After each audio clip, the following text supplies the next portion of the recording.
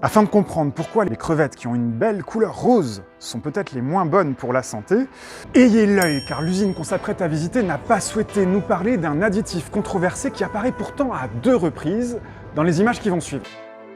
Donc ici nous sommes sur une crevette de Madagascar qu'on peut lire LR pour label rouge. Elles sont grises pour le moment. Donc elle arrive crue, congelée et sort ici crue, décongelée. Cette crevette donc est grise avec de légers reflets bleus. Dans cette crevette donc il y a des pigments caroténoïdes. C'est le même pigment que la carotte qu'elle va aller chercher dans son alimentation, mais bloqué par une autre protéine. Donc elle va être dans cette partie cuisson pendant environ 4-5 minutes. L'enveloppe qui protège ces pigments éclate à la cuisson pour laisser place à la couleur rose de la crevette une fois cuite. Elle est cuite. Ici, vous avez le logo label rouge.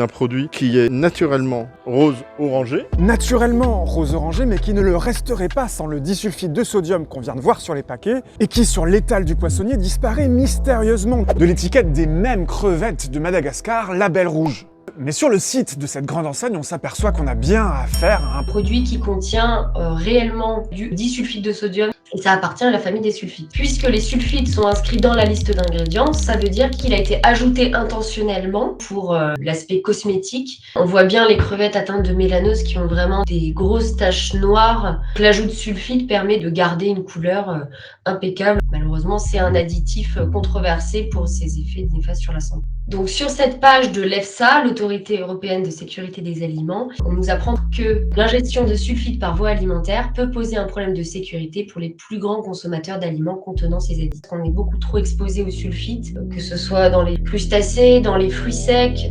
surtout aussi dans tout ce qui est vin. Là où ça devient paradoxal, c'est que le fait que certaines crevettes pourraient être mélanosées, on peut considérer que c'est un défaut de qualité, alors qu'en réalité, c'est pas un pathogène, ça peut vouloir dire justement qu'il n'y a pas de sulfite ajouté, et donc que pour la santé, c'est plus intéressant. Pause. Par mail, le représentant de l'industrie du poisson m'a précisé que le traitement par les sulfites est généralisé pour les crevettes non décortiquées, car les consommateurs ne sont pas disposés à acheter des crevettes noircies. Bonne soirée. Merci monsieur, vous aussi.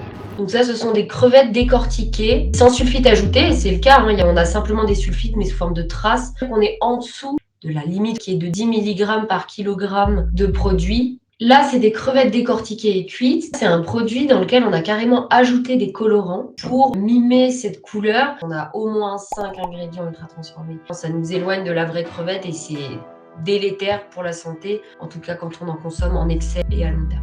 Et si maintenant on les goûtait? Hello Thibaut. Salut. Prêt pour goûter 3 crevettes roses? Allez.